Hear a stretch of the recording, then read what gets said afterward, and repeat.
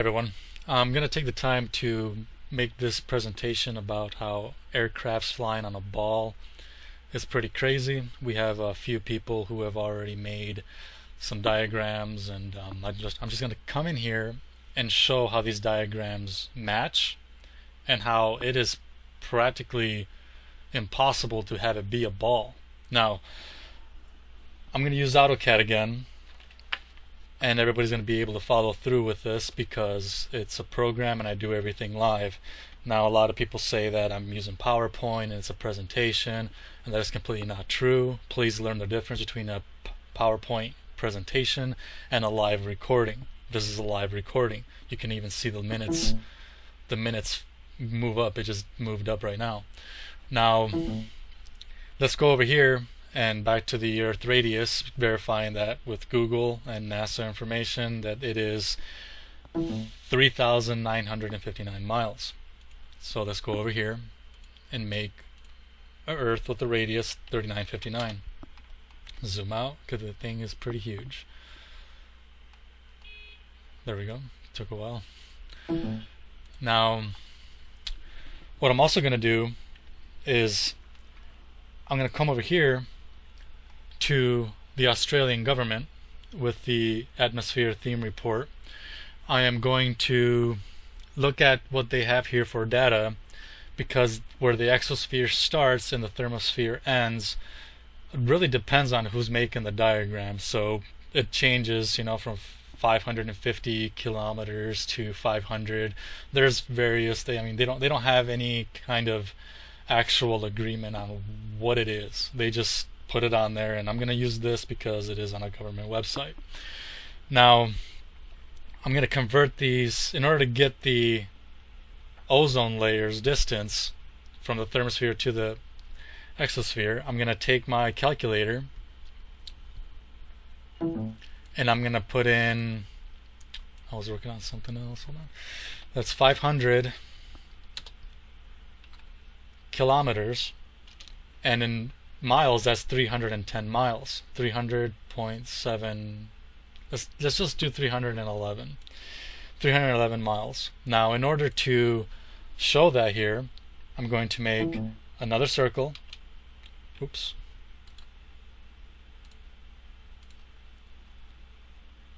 With the radius of, let's take the calculator here, 3959 plus 311 miles. So it'll be 4270. 4270. That represents this line here. I'm going to change the color of this one first. Change it to blue. Cyan to represent the ball Earth. And this one I'm going to change to, I don't know, yellow. Let's just do yellow. And to verify that, we have the 500. This represents the ground to the end of the thermosphere. Now, another thing that I want to take into account is another aircraft vessel that is up there is the International Space Station. We can put this in there too to get an idea of how high that is up there. And I'm going to take 3,949 miles plus that to get the 59 miles, sorry about that, to get the distance.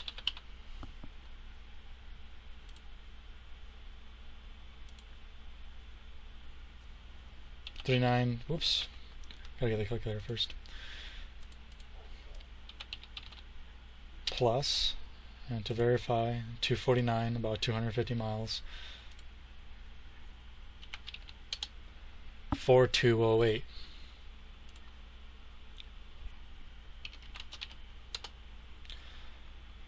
Now you can see that is not above the thermosphere here. It's about this area here. It's still within the thermosphere. Now I'm going to change this red.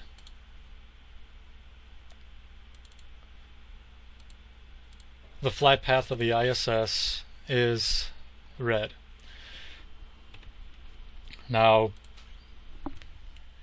one of the things that I want to do is show a plane flying at an altitude of 35,000 feet is what it's gonna look like.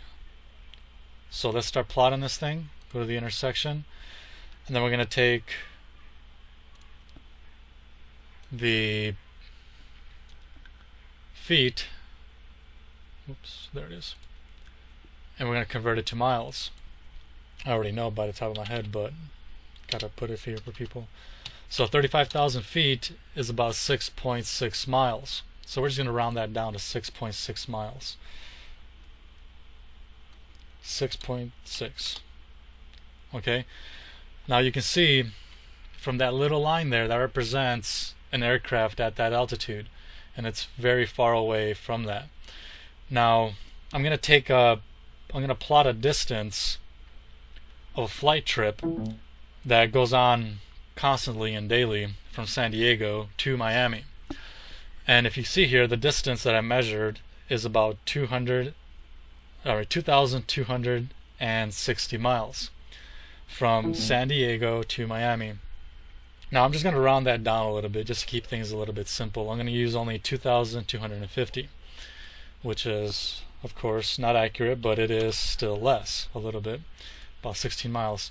So what we're going to do is we're going to go to the direction of this flight, which would be here, in a straight line, because aircraft do fly level. Now that's 2,250 miles. And you can see there that an aircraft flying a straight mile in a flight trip that will be about a good 3 hours, 4 hours at most, is going to go straight into space. Now let me just plot this a little bit more here. Let's get the distance of the flight per hour. We're going to give this aircraft a velocity at 500 miles an hour. Now here's the line to start plotting this thing. We're going to go in that direction, 500 miles, then another 500 miles, then another 500 miles, then another, and then another. Okay, you can see that it definitely is not going to be that many hours, and we can see that from the diagram here. Now I'm going to start making some lines to make intersections of how much curvature drop, if indeed the Earth was a ball, we would have to compensate for on this flight trip. And you can see here that after 1 hour, 2 hour, 3 hour, in 3 hours they're already going outside of the exosphere. I mean into the exosphere, outside of the thermosphere and into the exosphere. And at this point right here, even with the website from NASA themselves, it says here, like everything else burns, rocket fuel cannot burn without oxygen because it operates when the air is too thin. It provides enough oxygen. A rocket carries its own oxygen tanks and mixes it with the fuel just before it is burned. Now we all know that planes, commercial aircraft, do not have rockets on them like jets or jet fighters. Now there would be no air in this area coming out here, and it will completely throw the airplane just crazy. It will just start falling towards the earth. There'll be a lot of stalling. It'll just fall down. And a lot of people don't know how planes work, and they claim to be experts in airplanes, but this is why I had to make this presentation. Now I'm going to take a linear dimension here, and I'm going to show you just how much curvature we're dealing with in just a few hours of flying.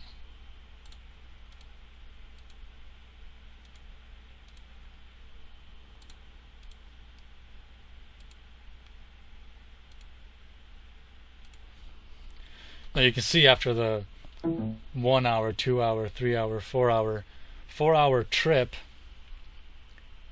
it's going to be about 708 miles drop of curvature that the plane would have to be nosediving down to compensate for, because if the plane flew in a straight line, keeping level like they do with the gyroscope, with the the artificial horizon, the attitude meter, if they do not curve down, they will go straight into space. Now, I'm going to zoom in here, and I'm also going to do the linear dimension for verification purposes of the 500 and the 1000. Oops.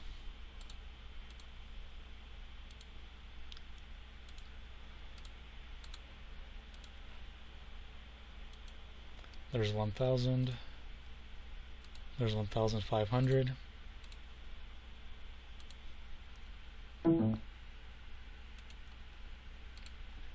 Okay, now there's our verification of the measurements, and that is 2,250 like we predicted before we did all this. I brought it down just to make this presentation.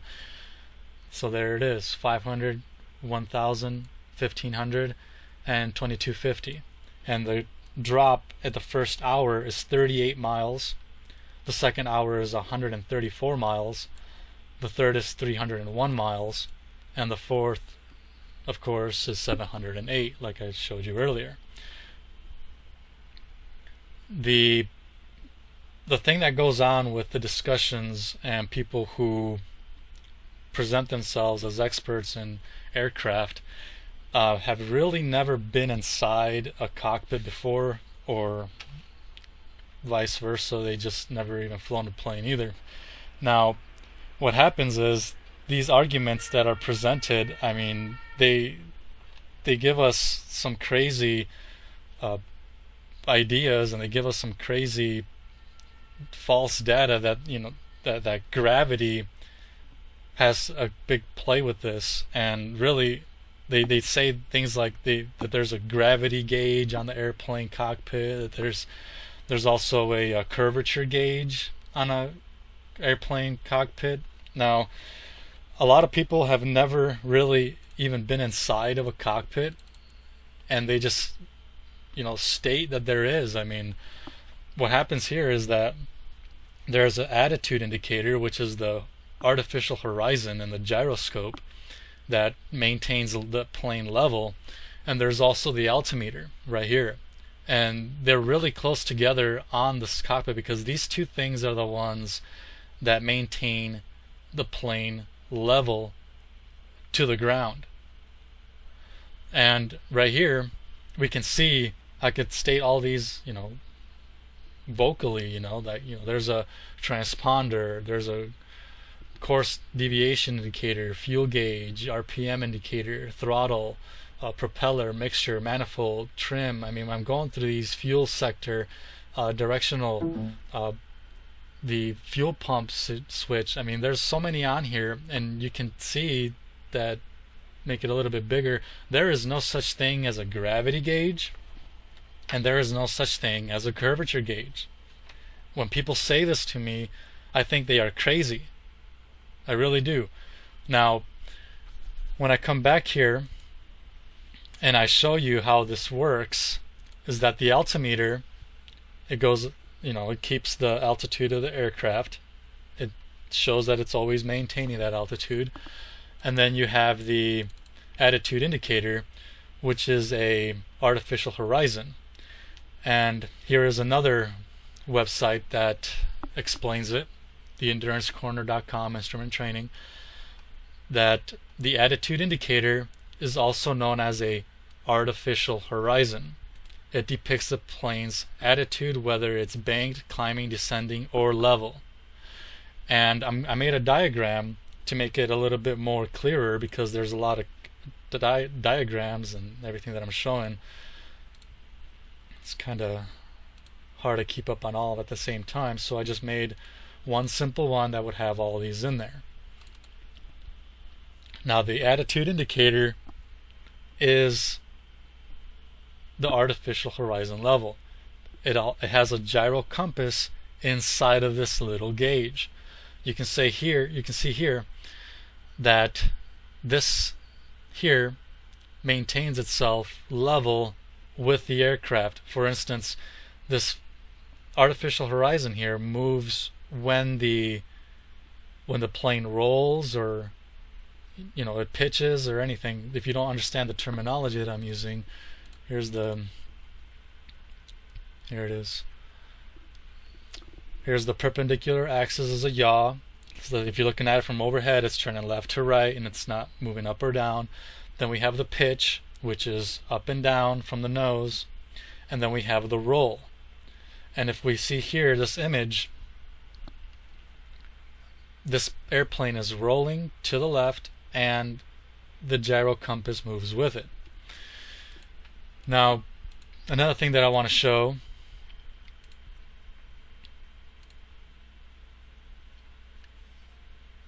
is that there is effects of high altitude in these planes, but the cabins are actually made to have the same pressure as a 8,000 foot flight. But the thing is, the problem with going in a straight line and not compensating for the curve would be really, really disastrous if they went into the exosphere. Now, we have to understand that everybody has been in school. Everybody talking about this stuff has been in school about the ball earth, and that this is the drawing and this is how it is. But I can tell you from experience that planes do not compensate for the curvature. And there's a lot of things and a lot of ways to prove this. I mean, even in the training programs for flying a plane, do not use a curved ball earth. Now, I'm going to show you one. There's various simulators that you practice flights on, and one of them is Microsoft Flight Simulator. There's a few others. There's X-Plane 10. There's, like I said, there's a few others. And what I want to get to here is the map, and also the way they are. I want to start with the terrain mesh geometry. The whole computer program of the whole thing is that they actually make the textures to do the mountains and everything, but the algorithm, if you don't know what algorithm means, is to solve the problem, an equation to solve the problem. And so this mesh triangulation, which actually stands for RQT, it was here earlier.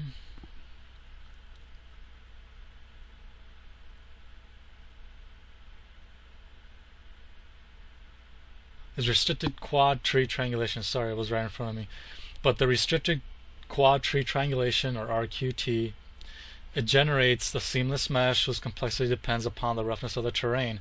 So what this is saying here is just explaining how the 3D program makes mountains and textures and stuff like that. But the RQT algorithm, the restricted quad tree triangulation, as published for the video game, for the simulation, is really intended for flat earth terrain, where the sea level elevation reference is assumed to be an infinite plane. So in order to make their programs work, they had to make the earth flat, because that's how it is in real life. They cannot make it on a ball earth. And over here, when you scroll down, they go into some equations of how they state that you have to think that you're on a ball, but they give you really strange explanation here, because I'm in IT and I'm reading it and I'm just like, what does this have to do with not being able to make it a ball? Because with a 3D program you can make anything. You can do anything with a 3D program. But because this is a simulation for real life, they're not making it into a ball.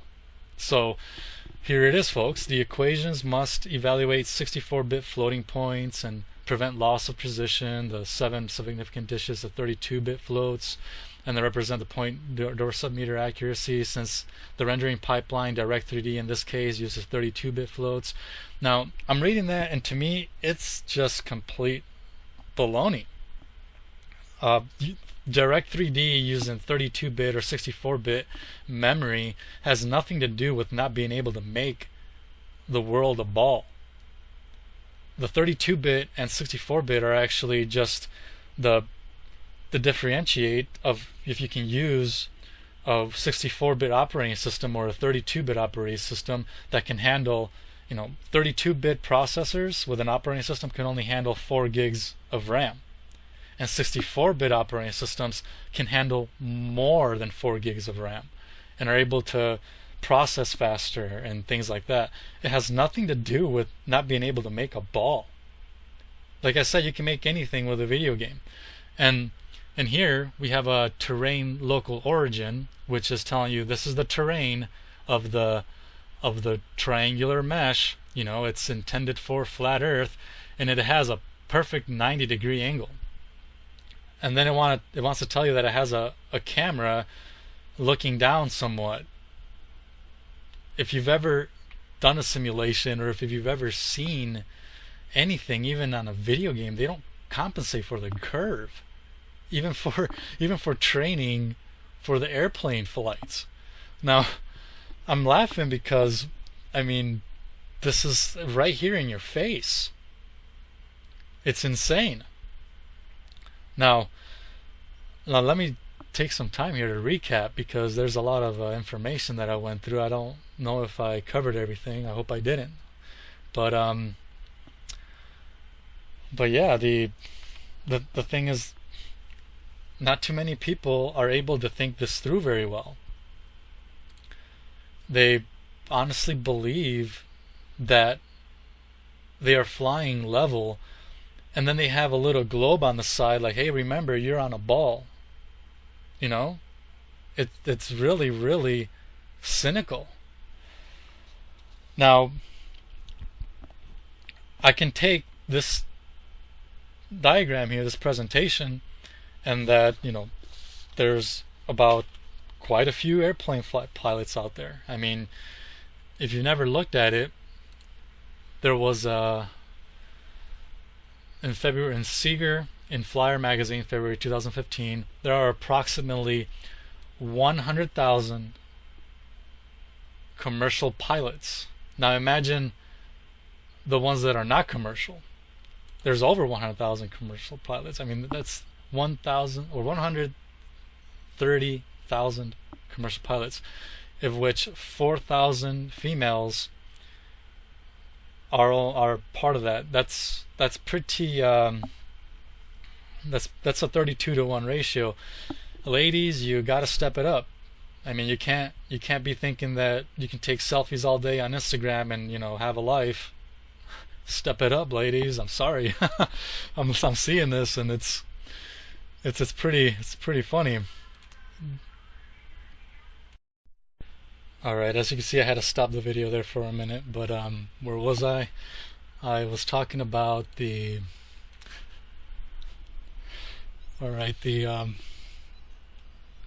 distance here. So, well, I gotta say that there's various ways to put this to the test. I could do it myself, but I don't have a plane right now in my presence. But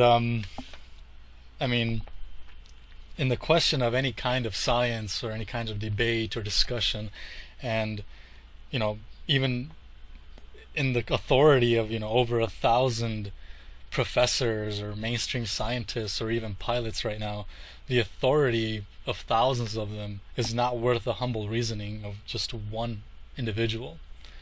and all this people have to do is just put this diagram to the test. But I already have, and I already know this. I don't need to do it. I'm just putting this out there now. And do not brush it away like, oh, this is silly.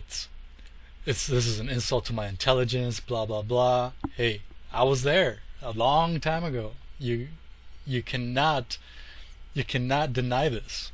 It's one of those things that this is not something that's degrading your intelligence. This is something you got to say, hey, I'm going to put this guy down. I'm going to shut all these guys up. I'm going to shut all these flat earthers up. That's all you got to do. And say, I'm going to do it. And it's really not hard to do it, supposedly. But we can see here that this is not going away anytime soon. And when we do a Google search, we have about 62 million results on the date of January 13th, 2016. So we have thousands and thousands of people who can actually put this to the test and say, I'm going to shut this guy up, or I'm going to shut everybody up, and I'm going to show them that we do compensate for the curve, and you will have to do it the right way. You will have to do it without an autopilot. Do it with the autopilot. Travel 30 miles without autopilot and see what happens. Does the altitude change? And we can see here that 500 miles, that's it. And like I said, it just takes a few people to take this to the test and do it. It's not that hard. I mean everybody is making fun of everybody right now, saying, oh look, the flat earthers are stupid, this guy's dumb, he doesn't know anything about airplanes. Prove it. It's a challenge. We don't have time for a meeting of the Flat Earth Society. We don't have time. We don't have time. We don't have time. We don't have time for a meeting of the Flat Earth Society. Another thing that I want to bring to attention is that I don't know if anybody has ever looked at the ball Earth in space.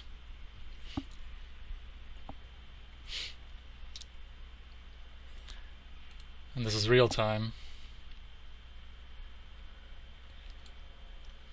There's the world we're supposed to be living on, and then we have Australia right here. I mean, this ball Earth belief makes you believe that when you arrive in Australia, it looks something like this.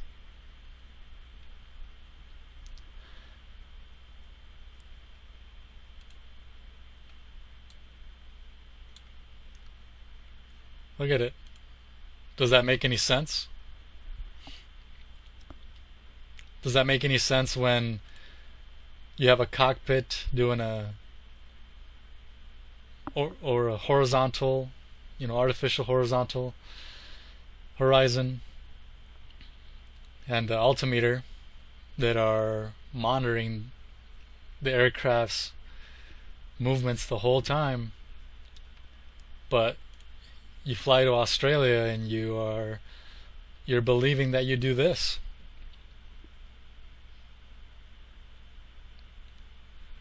It's pretty crazy, isn't it? Alright, I hope that is it for today, I guess. I don't know, maybe if I can think of anything. I mean, this would actually be the thing that's happening if that is completely true. I mean, it's hilarious. I used to believe this, but the discussions are open. The comments will be available to present any kind of proofs. I mean, I don't deny anybody, so please come in here and present that this here is wrong, and